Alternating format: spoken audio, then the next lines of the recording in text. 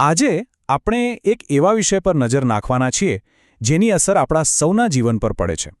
એ છે નિર્વનીકરણ એટલે કે જંગલોનો નાશ. આપણે સમજીશું કે જંગલો કાપવાના પરિણામો આપણે જેટલું વિચારીએ છીએ તેના કરતાં ક્યાંય વધારે ઊંડા અને ગંભીર હોય છે. એક સવાલ છે, જ્યારે જંગલો કપાય છે ત્યારે ખરેખર શું થાય છે? કદાચ લાગે કે જવાબ સીધો છે, પણ એવું બિલકુલ નથી. આ વાત ખાલી થોડા ઝાડ ઓછા થવાની નથી. આ તો એક એવી સાંકળ પ્રતિક્રિયાની શરૂઆત છે જે આખી પૃથ્વી પર અસર કરે છે. ચાલો આમાં થોડા ઊંડા ઉતરીએ.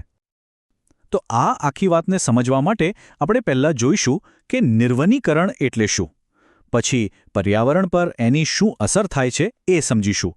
ત્યાર પછી વન્યજીવન પર અને છેવટે માનવ જીવન પર એના શું પરિણામો આવે છે એ જોઈશું. અને અંતે આ બધું એકબીજા સાથે કેવી રીતે જોડાયેલું છે એના પર વાત કરીશું. તો ચાલો શરૂઆત કરીએ એકદમ મૂળભૂત વાતથી. આ શબ્દ નિર્વનીકરણ, એનો અર્થ શું થાય છે? જુઓ, નિર્વનીકરણનો મતલબ ખાલી ઝાડ કાપવા એટલો જ નથી. આ એક એવી પ્રોસેસ છે જેની બહુ જ ઊંડી અને ગંભીર અસરો થાય છે પર્યાવરણ પર, વન્યજીવો પર અને છેવટે આપણા પર. આ વાત સમજવી ખૂબ જરૂરી છે. તો આ અસરોની જે સાંકળ છે એની પહેલી કડી કઈ છે? એ છે પર્યાવરણ પર થતી સીધી અસર. આમાં મુખ્યત્વે 3 મોટી સમસ્યાઓ છે જે સામે આવે છે. હવામાં કાર્બન ડાયોક્સાઇડનું પ્રમાણ વધી જાય છે, વરસાદની આખી પેટર્ન ખોરવાઈ જાય છે અને જમીનનું મોટા પાયે ધોવાણ થાય છે. ચાલો આ દરેકને એક પછી એક સમજીએ. વિચારો, ઝાડ આપણા માટે શું કરે છે? એ હવામાંથી કાર્બન ડાયોક્સાઇડ એટલે કે CO2 શોષી લે છે. હવે જો ઝાડ જ નહીં હોય તો આ CO2 હવામાં જ રહેશે અને એનાથી પૃથ્વીનું તાપમાન વધશે, જેને આપણે ગ્લોબલ વોર્મિંગ કહીએ છીએ. જંગલો વરસાદ માટે એક ચુંબક જેવું કામ કરે છે. એ પાણીના ચક્રને નિયમિત રાખે છે. પણ જ્યારે જંગલો જ ના રહે ત્યારે આખું ચક્ર ખોરવાઈ જાય. વરસાદ ક્યારે આવે, કેટલો આવે, કંઈ નક્કી નહીં. અને પરિણામ? દુષ્કાળ જેવી પરિસ્થિતિ. આ તો એના જેવું છે કે એક પછી એક મુસીબત આવતી જાય. જુઓ, વૃક્ષોના મૂળ શું કરે? એ માટીને મજબૂતીથી પકડી રાખે છે. હવે તમે વૃક્ષ કાપી નાખો તો માટી ઢીલી પડી જાય.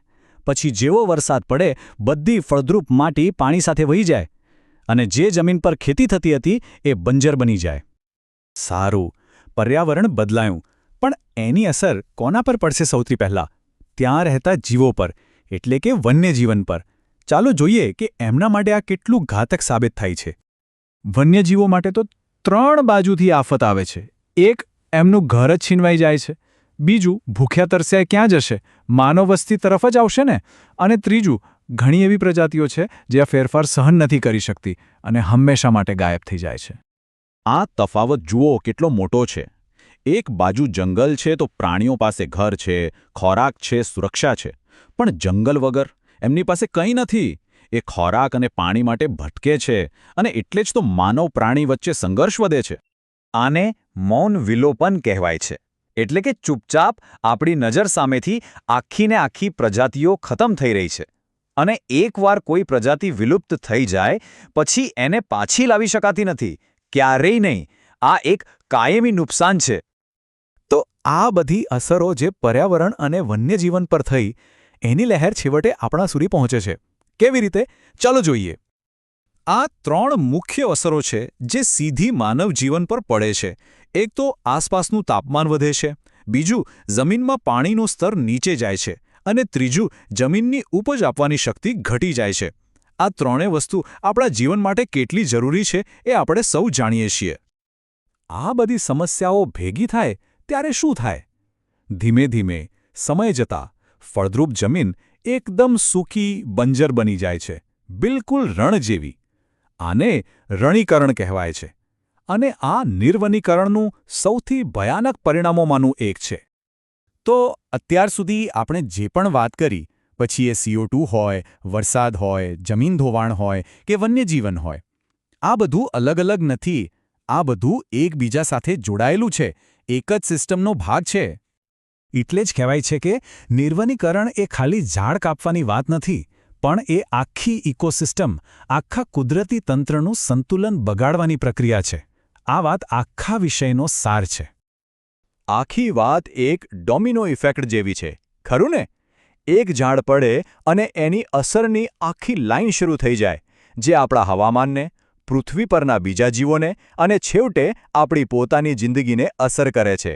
બધું જ એકબીજા સાથે જોડાયેલું છે. અને હવે અંતમાં એક મોટો સવાલ, જે નુકસાન થઈ ગયું છે, શું એને આપણે પાછું વાળી શકીએ?